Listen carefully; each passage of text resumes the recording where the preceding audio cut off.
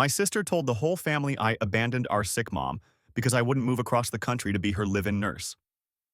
A year later, she realized mom's will left her nothing, and the only person who could change it was me. I didn't change a word. I'm Mara, 31, female, and I've been called a lot of things by my family. Quiet, stubborn, too independent. But abandoner was a new one. It started last summer when our mom, Elaine, 62, got her second cancer diagnosis. Not the kind where everyone clings to percentages and Pinterest smoothies. The kind where the doctor says, aggressive, with a soft voice like it's a pillow for the fall. My sister, Tessa, 35, female, announced on day 2 that I was moving across the country to be mom's live-in nurse. Not, could you, not, can we figure this out the two of us? Just a declarative sentence delivered in the hospital cafeteria while she stirred too much sugar into coffee she wasn't drinking. Tessa speaks like customer service and God had a baby and named it My Way. I live in Seattle. Mom and Tessa live in North Carolina. I'm a physical therapist at a rehab hospital. Salaried, benefits, a life I clawed for after years of eating cereal out of a measuring cup. I said I could take blocks of PTO, fly in for chemo weeks, set up home health, hire an overnight aide. I had spreadsheets, contacts, a plan. Tessa blinked at me like I had offered her a coupon, not care. So you're choosing your job over mom? Her voice didn't rise. That was the thing about Tessa. She didn't need volume. She used certainty like a weapon and watched people bleed themselves trying to argue. Mom reached for my hand from the bed, her skin paper-thin and warm. Darling, I don't want you to give up your life, she whispered. We'll make it work. Tessa leaned in close to Mom, smoothed her hair, and said, too loudly, you don't have to protect her. I'll do what family does. Then she looked at me over Mom's shoulder and smiled the way cats do at windows. By that evening, a Facebook post went up with a photo of Mom in the hospital bed and Tessa clasping her hand like a lighthouse keeper. Some of us show up, some of us don't. Pray for strength. My name wasn't in it, but it didn't need to be. Aunt Denise called within the hour, voice laden with pity and judgment. My cousin texted, seriously? She's your mother. I sat on my apartment floor with my suitcase open and started packing anyway. Sports bras, scrubs, compression socks, crying silently so I wouldn't scare my neighbor's dog through the wall. I booked a red-eye. I told my boss I'd be gone 2 weeks. He said take 3. I landed at 6 a.m., Ubered straight to the hospital, and found Tessa asleep in a chair with her shoe off, phone clutched to her chest like a grenade. Mom's eyes opened when I touched her shoulder. You came, she said, as if she hadn't believed it, as if I hadn't been booking flights between sobs. The gratitude hurt worse than the accusation. For 14 days, I did the work. I lifted. I bathed. I learned the rhythm of chemo pumps and the sour metal smell that lives in those rooms. I taught Mom how to roll without shearing her skin. I bought her a silk pillowcase because the cheap hospital ones rasped at her scalp. I charted vitals like I was billing my own heart. Tessa handled the optics. She posted updates, collected casseroles, corrected nurses about things she'd Googled at 2 a.m. She also handled buttons, specifically pressing mine. Must be nice to clock out, she'd murmur when I closed my eyes in the chair for 10 minutes. When I said live in, I meant live in. On day 9, a social worker asked who held medical power of attorney. Mom pointed at me. Tessa's head snapped up like a puppet yanked by strings. Since when? She asked. Since last time, Mom said simply. Mara keeps her promises. Tessa laughed without humor, a brittle sound that made the IV pole vibrate. Oh, that's convenient. The one who doesn't live here gets to make the decisions. I didn't tell her about the other paper in Mom's file, the will, updated after Dad died. I'd sat with Mom at a mahogany desk 2 years ago and watched her sign with hands that didn't shake yet. I knew exactly what it said. I knew who it favored. I also knew it could be changed with a stroke, a signature, if the person holding the POA agreed. I didn't tell Tessa any of that. Not when she called me an abandoner in a group text that lit up with clucking emojis. Not when she accidentally locked me out of the house at 3 a.m. after a fever run, and I had to climb through the laundry room window in scrubs wet with rain. I just kept notes, I kept receipts. And somewhere between the third infusion and the day the hair started to go, a cold clarity settled in my chest. She was building a narrative. I was building a record. Only one of those survives the funeral. The first weeks back in Seattle after that trip felt like trying to walk around with wet cement in my chest. Mom and I talked every day, FaceTime during her tea in the morning, updates after every appointment. Tessa, meanwhile, turned into the family's PR department. She started sending out group emails, Mom's Care Update, where she'd recap doctor visits like she was writing a Hallmark movie script. Except, in every one, there was a line about how she was holding down the fort alone, while I was supporting from afar. She knew exactly what she was doing. By the time I flew back out for Mom's next round of treatment, the air in that house felt different. Colder. Tighter. Tessa didn't look at me when I came through the door, just kept chopping vegetables like she was auditioning for a cooking show that filmed exclusively in passive aggression. The tipping point came one night when I was cleaning up after Mom's bath. She was tired. So tired her hands trembled just lifting her glass of water. Tessa walked in, saw me helping Mom into bed and said, "You know, it wouldn't have to be this exhausting for her if you'd just commit to being here full time." Mom's eyes opened. "Tessa," she said, her voice sharp. "Enough." But Tessa didn't stop. She came closer, voice rising now, talking over Mom's protests. "It's not fair. You swoop in for 2 weeks, play the hero, and then you get to go back to your perfect little life while I'm here every day. Everyone sees it, Mara. Everyone knows who's actually here for her." I could feel my pulse in my teeth. "Do you hear yourself?" I asked, my voice low. "I've been flying cross-country, rearranging my life, paying for things you don't even notice. This isn't a competition." "That's exactly what it is," she snapped. "You think Mom's going to remember who called from Seattle? She's going to remember who was in the room." Mom actually sat up in bed at that, clutching her robe. "I will remember who was in the room," she said, "and I will also remember who made it harder than it had to be." Tessa froze. For a second, I thought that might be it. But then she went pale, set her jaw, and walked out without another word. 10 minutes later, my phone started buzzing. Texts from cousins, aunts, even a childhood friend I hadn't spoken to in years. "What's going on? Did you really refuse to move in with your mom? Tessa says you abandoned her when she needed you most." I went into the kitchen. Tessa was at the counter, wine glass in hand, typing furiously on her phone. She looked up when she saw me, eyes glittering like she'd been waiting for this. "You don't get to control the narrative," she said quietly. I just stared at her. Because in that moment, I realized she wasn't just venting or lashing out. She was laying groundwork. She wanted to be the saint in the story everyone told after Mom was gone, and she was willing to burn me alive to get there. That was the night I stopped reacting. I'd been trying to defend myself, correct the record. But you can't win a fight someone's already decided the ending to. From then on, I took notes. Dates, times, screenshots, every doctor's bill I paid, every late-night pharmacy run I handled from across the country.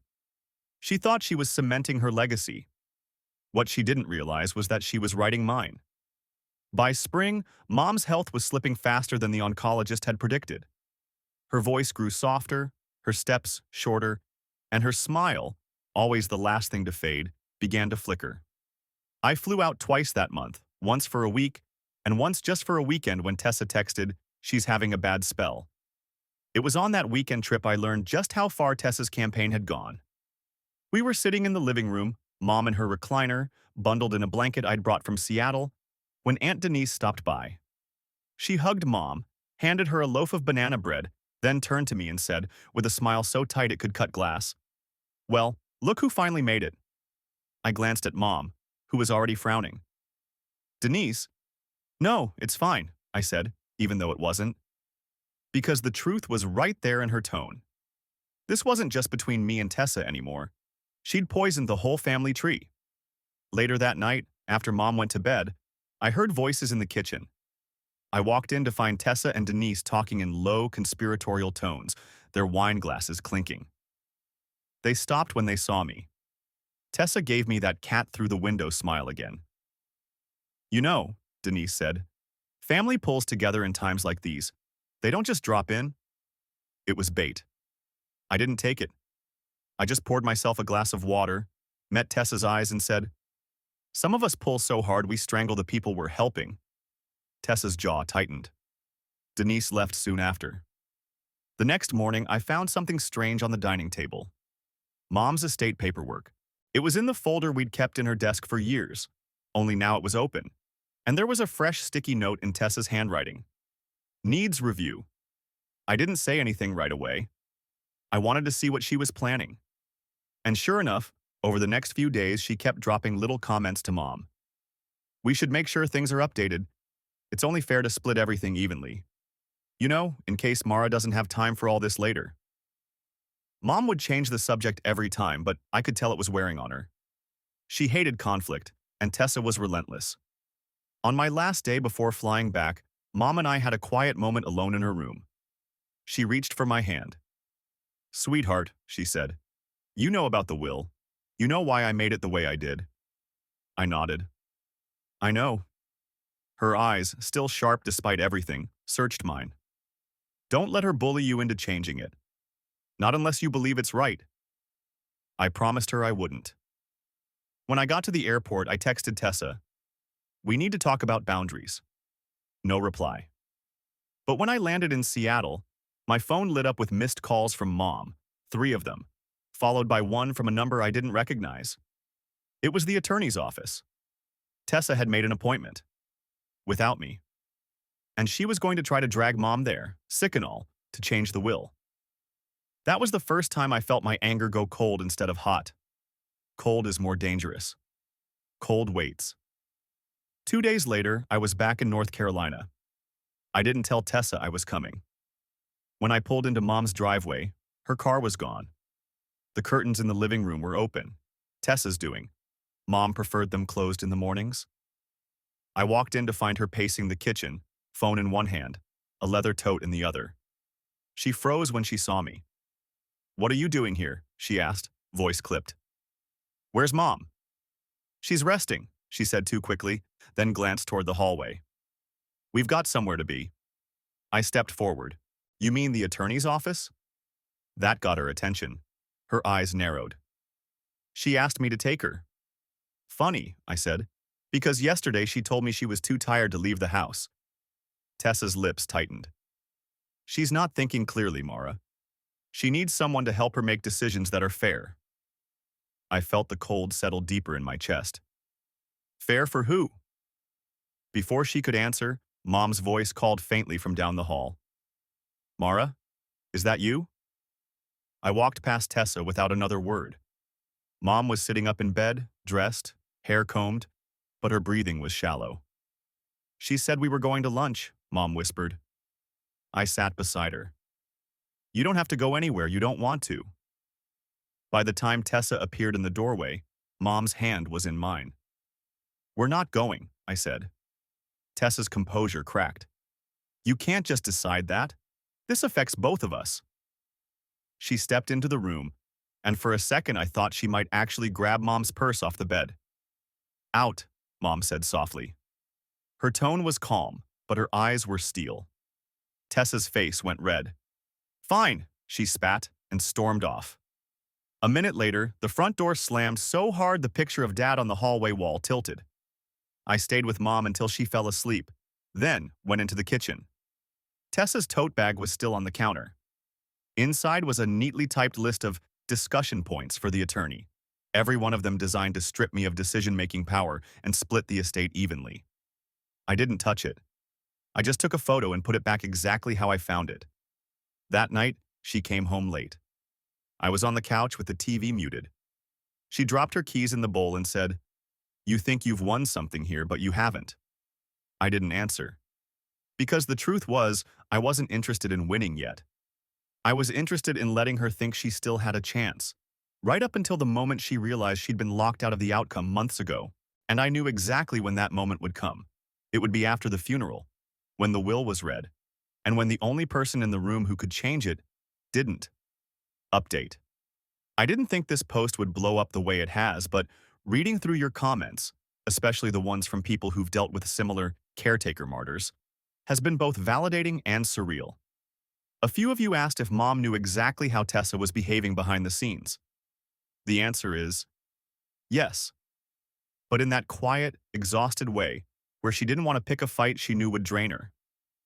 Some of you also said, get everything in writing. Trust me, I have. Screenshots of Tessa's group texts, copies of bills I've paid, even the flight receipts for every trip out here. Not because I ever plan to blast it on Facebook, but because if she tries to spin the narrative later, I want my facts airtight. A few people suggested cutting contact now to avoid the inevitable explosion when Mom passes. Here's the thing. I can't. Not yet.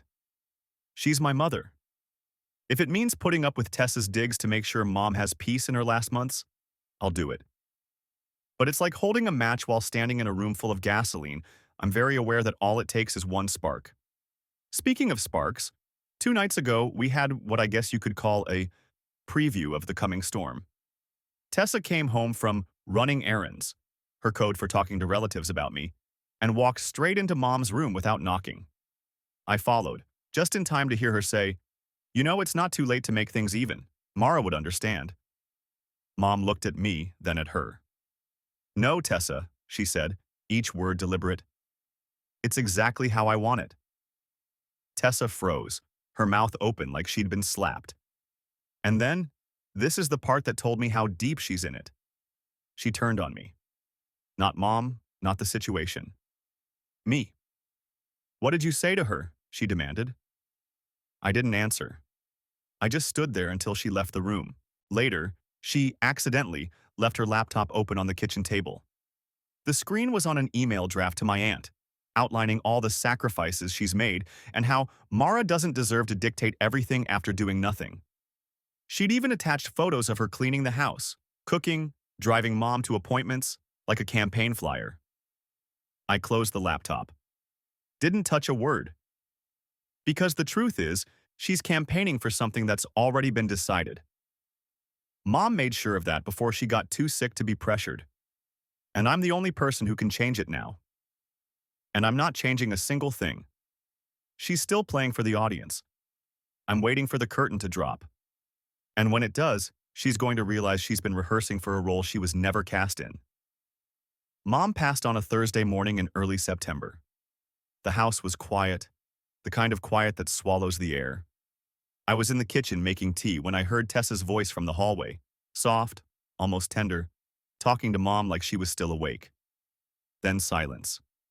Then Tessa walking out, her eyes red, but her mouth already moving. "We need to call people. I'll handle the family. You can deal with the paperwork." It wasn't grief. It was logistics. The next 3 days were a blur of casseroles, condolences, and Tessa inserting herself in every conversation as the grieving daughter who never left her side. She took photos of Mom's favorite chair with a blanket folded over it, posted them online with captions about unbreakable bonds and choosing love over convenience. I stayed quiet. I shook hands. I kept my face calm even when relatives hugged me with that patronizing squeeze you give to the lesser sibling. The funeral was packed. People came out of the woodwork. Neighbors from 3 moves ago, Mom's old bridge club, even one of her former co-workers who'd moved to Florida. The service was beautiful, exactly what Mom had wanted. And Tessa? She cried loud enough for people in the back row to hear. She clung to me at the graveside like we were united in our grief. If I hadn't known better, I'd have almost believed her. But the thing about funerals is they have a script. Everyone knows the beats, the condolences, the stories, the awkward small talk over ham sandwiches afterward. What comes next doesn't. The will reading was scheduled for the following Tuesday at Mom's attorney's office. Tessa arrived in a cream blazer and pearl earrings like she was about to accept a Lifetime Achievement Award. She greeted the receptionist by name. She even brought a notebook. I sat across from her, hands folded in my lap, while the attorney, Mr. Whitaker, an older man with kind eyes, opened the file. He went through the formalities, the executor appointment, me, and then he started reading the distribution. The house, the savings, the life insurance, everything went to me. There was a pause after he finished. Tessa blinked, her smile twitching at the edges. "I'm sorry, what?" Mr. Whitaker repeated it, word for word. That's, there must be a mistake, she said, her voice climbing. It should be split. Mom said, your mother signed this over 2 years ago, Mr. Whitaker said gently. It reflects her wishes. Tessa's eyes snapped to me, and for the first time in a year, she didn't look like she was performing. She looked like someone who'd just had the floor drop out from under her. You can change it, she said, her voice low but urgent. You're the executor. You can fix this. I held her gaze. I know. Her face brightened, hopeful. And I'm not going to. The sound she made wasn't a gasp. It was more like a sharp intake of air before a scream. She didn't do it there, not in that room, but I could see it building behind her eyes like a storm front. And I knew when we walked out of that office, it was going to hit full force. The storm broke before we even reached the parking lot. The second the attorney's door closed behind us, Tessa spun on me so fast her bag slipped off her shoulder and hit the floor. You selfish, vindictive. She didn't finish. She just shoved me. Not hard enough to knock me down, but hard enough to make two people walking by stop and stare. Don't do this here, I said, my voice low. Where else? She snapped, hair coming loose from the bun she'd so carefully styled. You sat there and let me humiliate myself. You humiliated yourself, I cut in. That made her laugh, sharp, ugly. You think this is over? You think you can just take everything and I'll walk away? She bent to grab her bag, knocking over the little potted plant by the door in the process. Dirt spilled across the concrete. She didn't even notice. She followed me to my car, her heels clicking like gunshots. You owe me. I took care of her. Day in, day out, while you were off in Seattle living your perfect life. I stopped so suddenly she almost walked into me. You mean while you were poisoning her against me? While you were telling everyone I abandoned her? You think I didn't see the posts? The messages? For a second, I thought she might slap me. Her hand twitched, fingers curling, then she seemed to remember we were in public. Instead, she grabbed my arm, hard enough to leave a bruise, and hissed, You're going to regret this. I pulled free and got in my car. She slapped the hood as I started the engine, the sound echoing across the lot. By the time I got back to Mom's house, the voicemail notifications had started. First Aunt Denise, then two cousins, then, unbelievably, one of Mom's old friends from church. Tessa had moved fast. She'd already called them, sobbing about how I'd stolen her inheritance, how I'd gone against Mom's wishes. I ignored the calls. That night, as I was boxing up Mom's things, headlights swept across the living room wall. I peeked through the curtain, Tessa's car. She didn't knock. She just sat in the driveway, engine running, phone lit in her hand. A few minutes later, my own phone buzzed. A text from her. Last chance. Change it, or I swear you'll wish you had. I put the phone face down on the table. Because the thing she didn't understand, the thing she'd never understand, is that Mom didn't make that will out of spite. She made it because she knew exactly who Tessa was, and she trusted me to handle things when she couldn't. And no amount of screaming, shoving, or late-night threats was going to change that. Still, I had a feeling Tessa wasn't done trying, and I was right. Update 2. Well, I wasn't wrong. Tessa didn't just double down, she went nuclear. Within 48 hours of the will reading, she'd turned my phone into a war zone. 23 missed calls, a dozen voicemails, and enough text to crash a lesser phone. Some were rage, caps lock threats about stealing her life. Others were syrupy, fake sweet messages about how Mom wouldn't want us fighting, and it's not too late to do the right thing. She's oscillating between villain and victim so fast I'm surprised she hasn't given herself whiplash. But here's where it got unhinged. 2 nights ago, I woke up to the sound of my front gate creaking. I looked out the window and saw Tessa in my driveway at 2 a.m., wearing an oversized hoodie, cigarette in hand, pacing like she was working up the courage to knock or break in. I didn't go outside. I didn't even turn on the porch light. I just stood there in the dark and watched her until she finally got back in her car and left. The next morning, my mailbox was stuffed with envelopes. No stamps, no return address. Inside each one, printed screenshots of Zillow listings, houses, apartments, condos, every single one circled in red pen with, "This could be yours," scrawled in the margin. She's trying to guilt trip me into giving her money through real estate ads. And she's not just targeting me. Cousins I haven't spoken to in years are messaging me saying she's reached out to them for loans because I cut her off. They're all confused when I explain she was never on in the first place. I know some of you will say block her, but it's not that simple when you're the executor of an estate and she's legally entitled to updates on certain assets. I'm keeping communication strictly to email now. Short, formal, time-stamped. If she wants to scream into the void, she can do it without blowing up my phone at 3 a.m. Here's the thing, though. I've started to notice something shift in her messages. The first wave was entitlement. She thought she could pressure me into giving her what she wanted. But now there's a threat of desperation. She's realizing this is final. There's no loophole, no backdoor. Mom didn't just hand me the reins, she locked the door behind me. And I'm not opening it. To the people who've been DMing me variations of be the bigger person, you don't grow a bigger person by feeding the one who tried to set your life on fire. So no, the will stands. And if she keeps pushing, well, I've got my receipts. And I'm not afraid to let the rest of the family see exactly how their selfless caretaker really behaved when the curtains were closed. A week after the will reading, I went back to Seattle. I thought maybe putting distance between us would cool things down. It didn't. The first sign was a package on my doorstep 3 days later. No return address, just my name scrawled across the front in thick black marker. Inside, a stack of old photos. Not just any photos, ones of me and Mom, but every single one had my face scratched out with something sharp. The last one in the pile was of Mom alone, sitting in her recliner, and across it in red pen. You weren't there. I sat on my couch holding that picture, feeling something shift in me. It wasn't fear. It was a deep, almost physical exhaustion. This was who she was now. No boundaries, no self-awareness, no shame. And there was no fixing it. 2 days later, she showed up at my workplace. I just finished with a patient when the front desk buzzed my line. "There's a woman here for you," the receptionist said, hesitant. I walked out to the lobby, and there she was, Tessa, hair wild, holding a grocery bag full of God knows what. She smiled like we were old friends meeting for lunch. "We need to talk," she said, too loudly. "This isn't the place," I told her.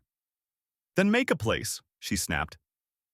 She reached into the bag and pulled out a framed photo of Mom, the one from the living room mantel. "She wanted us to share everything, Mara. You're twisting her memory."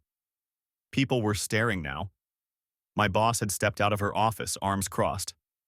"Leave," I said quietly. Tessa's face crumpled, then twisted into something ugly. "Fine," she hissed. "Keep your blood money. You'll choke on it." She dropped the frame on the floor, glass shattering loud enough to make everyone flinch, and stormed out. I cleaned it up myself, hands shaking more from embarrassment than anything else. That night, I called Mr. Whitaker, the attorney.